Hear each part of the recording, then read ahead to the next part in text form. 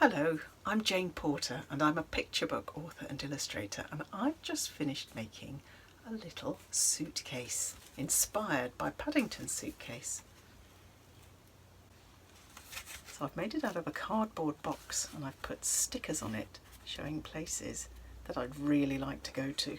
Japan, I've never been, and I thought I should put a sticker on for Peru to go and see where Paddington came from. I've added a little luggage tag, a little golden key and a keyhole to open my suitcase, and I've also put a Scottish flag on because I love going to Scotland. Do you want to see inside? Inside my suitcase I put the sort of things that I'd like to have if I was far away to remind me of home.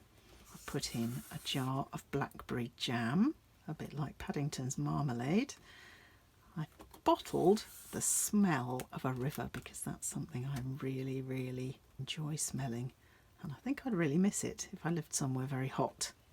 Put some of my favourite wildflowers and some oak leaves for a little bit of vegetation from home. And then in the other half of the suitcase, a little envelope for family photos. Actually a picture of my mum when she was little.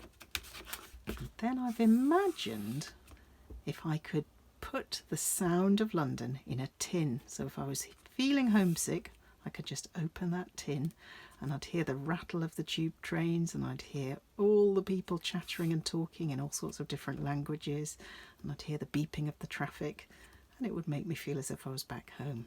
I've also put in my fiddle because I enjoy playing the fiddle, and that would be something that would be nice to do far from home. And then I've got a secret compartment, and in the secret compartment are all my diaries. I never go anywhere without my diaries. I'm going to show you how I made my suitcase, and I hope it's going to inspire you to make one of your own.